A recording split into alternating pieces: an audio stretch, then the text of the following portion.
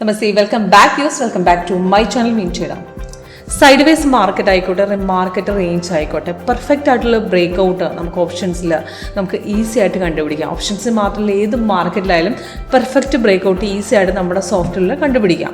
അതിൽ നമുക്ക് ഫ്രഷേഴ്സിന് മനസ്സിലാവുന്ന സ്ട്രാറ്റജിയാണ് ബാർ ചാർട്ടാണ്. അപ്പോൾ ഇതിനകത്ത് ക്യാൻഡിൽ സ്റ്റിക്കിനേക്കാളും ബെറ്റർ ആണ്. അപ്പോൾ ഇന്നത്തെ ബാങ്ക് നിഫ്റ്റിയുടെ മൊമെൻറ്റ് നോക്കിയാൽ നിങ്ങൾക്ക് കറക്റ്റായിട്ട് മനസ്സിലാക്കാൻ സാധിക്കും. ബാങ്ക് നിഫ്റ്റിയിൽ മോർണിംഗിൽ ഗ്യാപ്പിൽ ഓപ്പൺ ആയ ശേഷം മാർക്കറ്റിന് 1 മണി വരെ മൊമെൻറ്റ് ഇല്ലാതെ നിൽക്കുമായിരുന്നു. അതായത് മാർക്കറ്റ് ബൈയിലേക്ക് പോകുന്നുണ്ടോ എന്ന് ചോദിച്ചാൽ പോകുന്നില്ല, സെല്ലിലേക്ക് ഇറങ്ങുന്നുമില്ല, ആ ഒരവസ്ഥയിൽ നിൽക്കുന്നത്. അപ്പോൾ ഇതുപോലത്തെ സൈഡ് വേസിൽ നമുക്ക് എൻട്രി എടുക്കുന്ന കൺഫ്യൂഷനാണ്. പക്ഷേ 1 മണിക്ക് ശേഷം നല്ലൊരു ബ്രേക്ക് ഔട്ട് റെസിസ്റ്റൻസ് ബ്രേക്ക് ചെയ്ത് നമ്മുടെ സോഫ്റ്റ് തന്നു. പക്ഷേ നമ്മുടെ സോഫ്റ്റ് അവിടെ സെൽസിക്കിൽ തന്നിട്ടേ ഉണ്ടായിരുന്നില്ല, കാരണം ഒരു ബൈ ട്രേഡ് തന്നെയാണ് തന്നിരുന്നത്. അപ്പോൾ നമുക്ക് മനസ്സിലാക്കാൻ എളുപ്പമുണ്ട്, ഒരു സെൽ അവിടെ ഇല്ല, ഒരു ബൈ ആണ്, കണ്ടിന്യൂ ചെയ്യാം എന്നുള്ളൊരു പൊസിഷൻ തന്നു.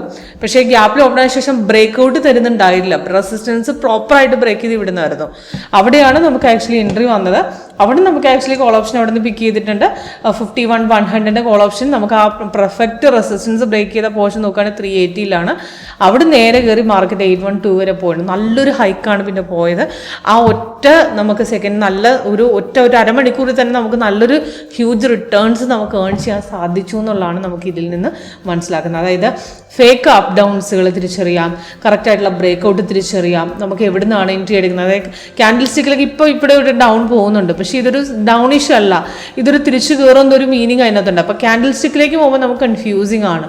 അപ്പോൾ ഭാഷയായിട്ടാകുമ്പോൾ കുറച്ചുകൂടി ഈസി ആയിട്ട് മനസ്സിലാക്കും. പക്ഷേ എക്സിറ്റ് ചെയ്യാനായിട്ടാണെങ്കിൽ നമുക്ക് ആ സ്കാൽപ്പിങ്ങിലേക്ക് സ്ട്രാറ്റജിയിലേക്ക് നോക്കി കഴിഞ്ഞാൽ നമുക്ക് മനസ്സിലാവും അവിടെ നിന്ന് ഒരു ഡൗൺ ഇറങ്ങി വേണമെങ്കിൽ കട്ട് ചെയ്യാം. എടുത്ത പൊസിഷൻ ഇപ്പോൾ ഇവിടെ കണ്ടോ, രണ്ടാമതൊരു ബ്രേക്ക് ഔട്ട് ഇവിടെ കിട്ടിയിട്ടുണ്ട്.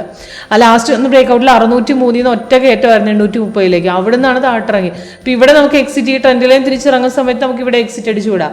അത് നമുക്ക് സ്കാൽപ്പിംഗ് ആണെങ്കിൽ ഇവിടെ കമ്പയർ ചെയ്താൽ കുറച്ചുകൂടെ എൻട്രി എക്സിറ്റ് ഇപ്പോൾ ഏത് മാർക്കറ്റിലാണ്, ഇപ്പം മാർക്കറ്റ് പകുതിയിൽ കയറിയ മാർക്കറ്റിലായിക്കോട്ടെ, തിരിച്ച് നെക്സ്റ്റ് എൻട്രി എവിടെ എടുക്കണം കൺഫ്യൂഷൻ ഉണ്ടാകും, നമുക്ക് മനസ്സിലാക്കാൻ എളുപ്പമുണ്ട്.